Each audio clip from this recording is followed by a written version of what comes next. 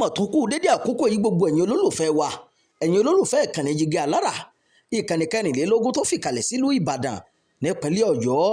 Ẹ mọ̀ ṣeun bí ẹ ṣe ń darapọ̀ mọ́ wa, ẹ ṣeun bí ẹ ṣe ń gbọ́ wa, ẹ ṣeun tí ẹ lè má gbọ́ wa ní gbogbo ìgbà. Fáǹfààní àwọn tó bá ṣẹ̀ṣẹ̀ ń gbọ́ wa fúngbà àkọ́kọ́, orúkọ tèmi ò tí ì yí padà o, Imam Abdulwaheed òun náà lórúkọ tèmi ń jẹ́ o.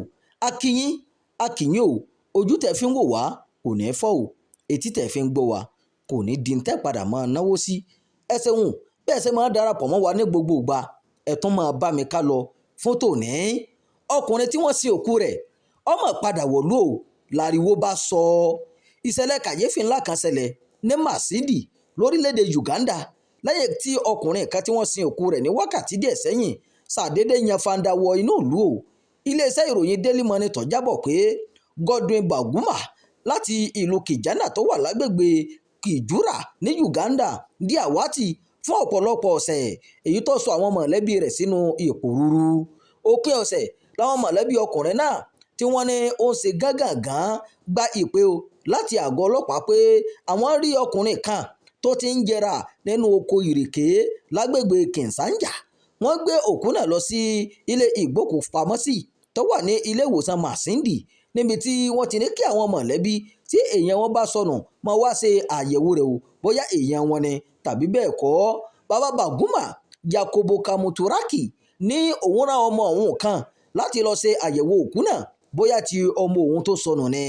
Lẹ́yìn tí wọ́n ti ilé ìwòsàn dé, wọ́n sọ fún bàbá àgbà náà pé òkú ọmọ rẹ̀ Baguma gan ni o lẹ́wọ̀n bá nínú oko ìrèké. Bí ètò ìsìnkú náà ṣe wá wáyé rèé o. Kamuturaki ní wọ́n ní òkú náà ti ń jẹrà, àwọn ọmọ mi ó lọ síbẹ̀ pẹ̀lú àwọn ìbátan wọn, wọ́n sì fìdí rẹ̀ múlẹ̀ pé lóòótọ́ ló ti kú o. Lẹ́yìn ìròyìn náà làwọn mọ̀lẹ́bí rẹ̀ tètè lọ ṣètò ìsìnkú fún un. Ìròyìn ikú ọkùnrin náà milẹ̀ tìtìtì lágbègbè tí wọ́n ń gbé o àtàwọn ìlú tó yí ká, èyí tó mú kí àwọn èèyàn yabo ilé wọn láti bá mọ̀lẹ́bí rẹ̀ kẹ́dùn. Ètò ìsìnkú rẹ̀ wáyé lọ́jọ́ Àìkú pẹ̀lú èròǹgbà láti ṣètò ìdágbére ìkẹyìn fún lọ́jọ́ Ajé.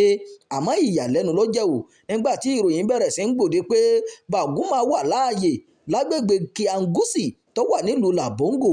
Àbúrò rẹ̀ obìnrin ní àwọn ọ̀kọ́kọ́ náà ní ìròyìn náà, ṣùgbọ́n lẹ́yìn tó di àkókò kan làwọn pinnu láti lọ wò ó.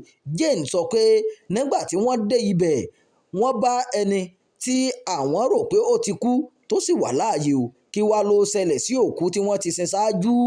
Bí wọ́n ṣe fìdí rẹ̀ múlẹ̀ pé lóòótọ́ ọmọ àwọn wà láàyè ní àwọn mọ̀lẹ́bí ọ̀hún padà lọ wú òkú tí wọ́n ti sin ṣáájú tí wọ́n sì dá òkú náà padà sílé ìwòsàn.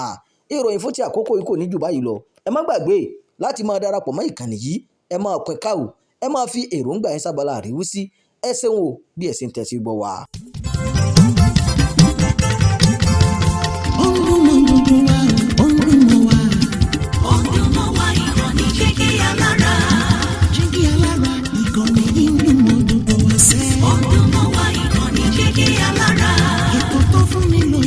Ètò tó wà ní lọ́yẹ̀ wà ń bẹ̀. Ọdún mọ́ wá ìkànnì Jígí Alára. Ìròyìn lóríṣiríṣi tàbí mọ bó ṣe ń lọ láwùjọ. Ọdún mọ́ wá ìkànnì Jígí Alára. Ìkànnì Jígí Alára. Jígí Alára. Jígí Alára. Jígí Alára. Ìkànnì Jígí Alára kẹrìnlélógún bàbá gbogbo.